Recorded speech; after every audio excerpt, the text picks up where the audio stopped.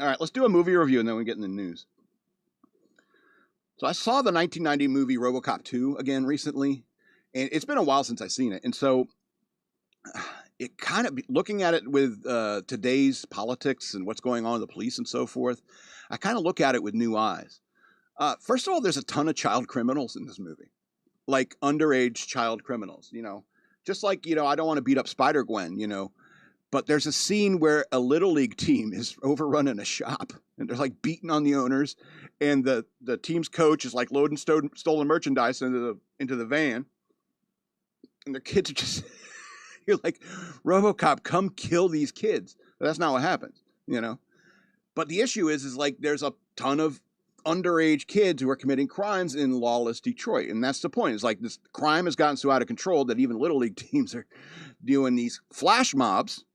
All right, rolling into a store, just overpowering them with numbers, taking what they want, and leaving.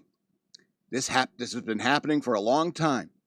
You remember the Summer of Love? They were doing this all the time in 2020.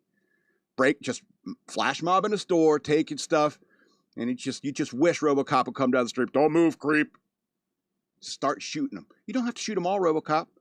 Shoot a couple, they'll start getting the picture. Anyway. Child criminals, crime is out of control, and a liberal female seduces the boss of OCP, takes over the Robocop program, and introduces a crazy set of liberal bureaucratic laws. She goes to this board and says, what kind of things can we add to Robocop's directives? And so he gets this huge list of directives because he's not talking about the environment enough and shit like that. And so he shows up at this, where these little leaguers have ransacked this store. Lewis is out of the car ready to take care of business like a good human. But Robocop is sitting there cowed into inaction because of bureaucracy, literally bound up by red tape. Well, not literally, but figuratively bound up by red tape in his mind. He's still sitting in the car. Lewis is calling for him. Murphy, what are you doing? Get out here. And then he comes out and starts preaching about like nutrition, you know, and the kids just run, they leave, they get away. All because some woman took over the Robocop program and changed the list of directives.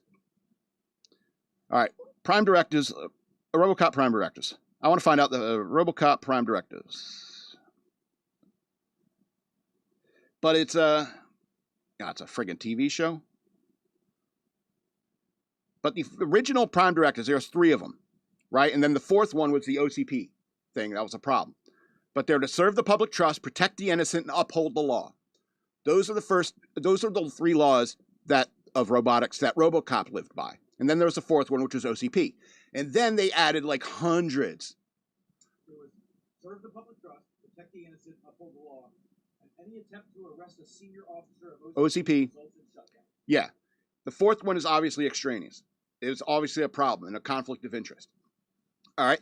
And that was the issue in the first Robocop. But the issue in the second Robocop is this bureaucratic list of things that he can, must, or, you know, cannot do.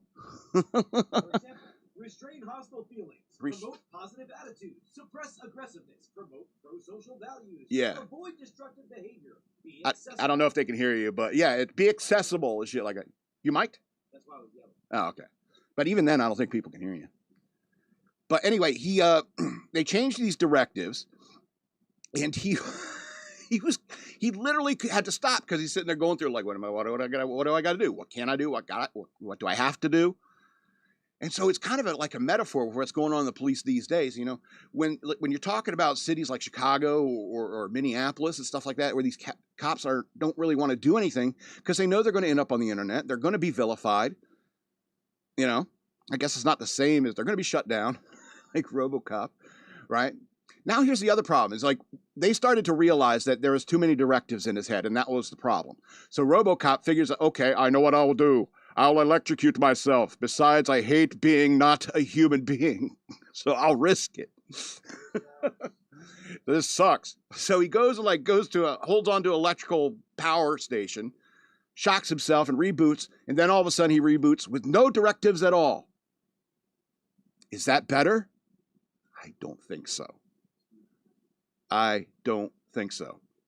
So, I think the first three original prime directives for RoboCop are just fine. Anything more, and it then becomes a metaphor for policing in the United States today. All right. Not only that, but this female, yeah, these are the kind of promote pro-social values. Isn't it just some hippy-dippy nonsense?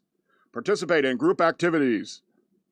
And he's trying to like meet all these goals, you know, just like your AI is trying to meet all these things at the same exact time. And so it's just RoboCop's just a spinning loop. Loading. And that's not the way you do Cyborg. All right, and then this woman who's running things, she decides to start recruiting drug dealers and murderers into the RoboCop program because probably because she thinks like a drug addict is easy to control with drugs, which is what she ends up doing. And it's almost even a metaphor for like, oh, it's just nice lawyers like, oh, these poor misunderstood criminals. Why don't you just give them a second chance, put them back out on the street? You know, it's like, no, I want to create a crazy droid, drug fueled droid to fight the good RoboCop, because the good RoboCop, you can't control his biology. A drug addict, you can control their biology. All right, and so all the metaphors aside, it is for 1990 a pretty good droid fight movie, and back in 1990, getting something like that was good. You know, it was good to have something like that because RoboCop was an incredibly unique thing at the time. There wasn't a whole lot of mech stuff like with